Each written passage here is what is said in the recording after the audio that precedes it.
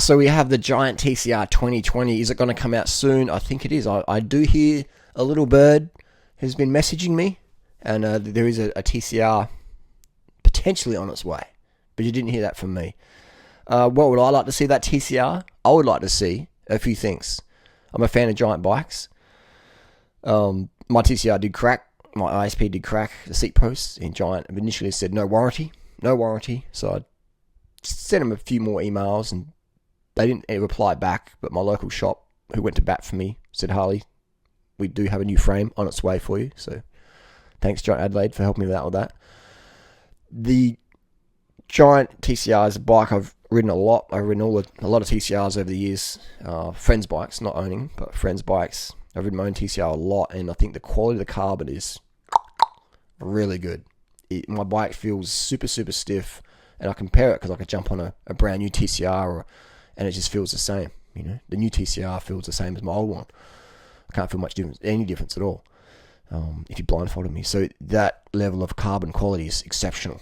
You know, I've ridden other bikes, Cervelos. I owned a Cervelo for a while there, and it was a super light bike, and I did a lot of fast times on that bike, and I really enjoyed it. But the front derailleur kept snapping off, and it was definitely getting very, very flexy. And I rode another Cervelo that felt stiff. I'm like, hang on, what's going on here? So not all carbon quality is the same. So I would say Giant has the best quality carbon. Second would be Specialized. I've got a few tarmacs here, and then probably third would be Trek. You know, and Cannondale as well. Cannondale does some good stuff. So again, they're all good enough. They're all good enough. It just comes down to if you're going to keep a bike long term, your warranty service, and if you're going to have any problems with that. So I'd say otherwise, I would like to see the new Giant. This is what I'd like to see. I'd like to see direct mount brakes. You know, why are we using rim brakes? We don't really need those little dual pivot ones. Why not go direct mount? Let's go direct mount. Why are we using disc brakes? I mean, disc brakes are an option for some people, but the industry is pushing them like they're superior. And sure, if I was a bicycle courier, I would run disc brake bikes because it's just, you know, in the wet, you need better braking. If you're a bike messenger, you're always on the brakes. But otherwise, if you're racing road bikes, you don't need your brakes hardly at all. You know, hardly at all. But direct mount brakes offer better modulation, but better tyre clearance. So one advantage disc brake bikes do is they give you better tyre clearance. Cool. But I want to see direct mount brakes on more bikes. I would love to see the TCR with direct mount brakes. Get rid of the ISP. Go old school Team Telecom, Team Once. You know, those old school TCR bikes where they had the telescoping 27.2 seat post. Get rid of the fancy aero seat post that sort of, you know, or make it like the Specialized tarmac, that sort of D-shaped, D-fuse copy style. Giant and Specialized should get together. I know it will never happen. Get together, and I would love to see a Specialized tarmac geometry on a Giant TCR carbon quality with the direct mount brakes.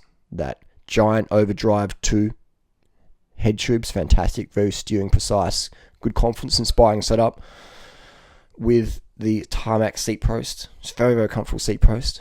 You know, but we don't see that. And get rid of the BB30 OSBB tarmac. It's too much creaking. I rode a demo bike. I was so close to buying this bike, right? A new one. And I'm riding the demo bike, and the demo bike's ticking. The BB, I'm like, I just don't have time for ticking bottom bracket. It's a first world fucking problem. I get it. But just ticking bottom brackets in 2019. What?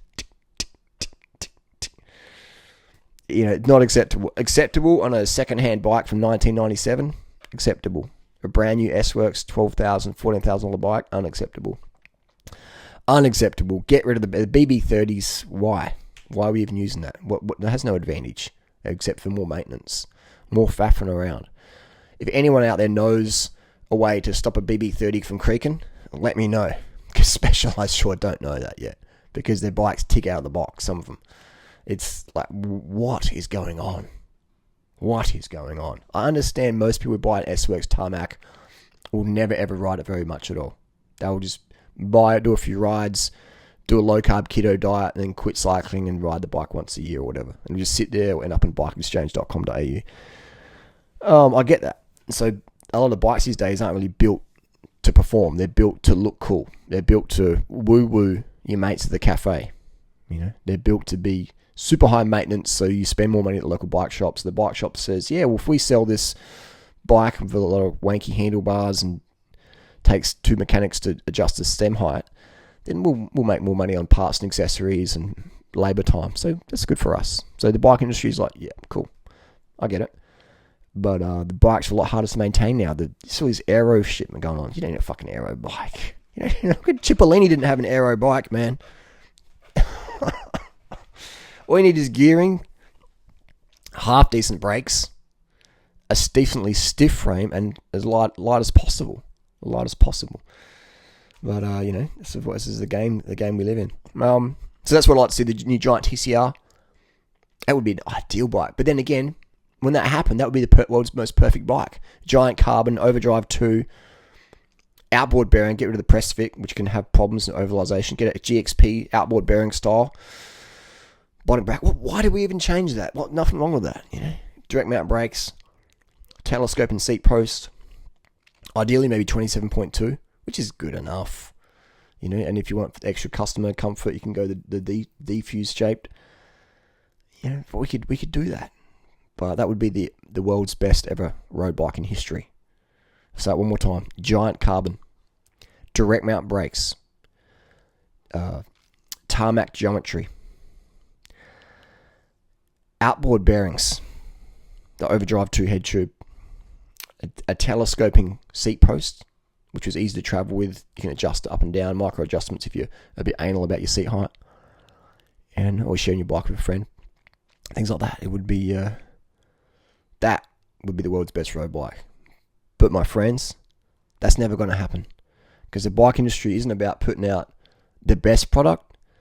It's putting out the most profitable product. The shit that will get the noobs drooling over it.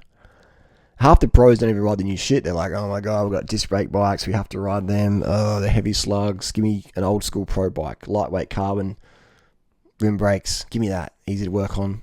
None of the world team mechanics love these new Madones or Vengers or Propels. They're like, oh my god, a fucking head fuck. They love the old school style, external cables or whatever. Just easy bikes to maintain, easy bikes to ride, easy to get parts for.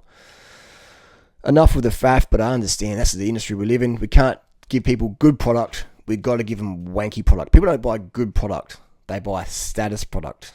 They're buying status machines. And that is ever increasing, especially with social media. People are buying status bikes that look cool, look fantastic, but they ride like tanks. They creak and groan, and they're head fuck for any mechanic who works on them.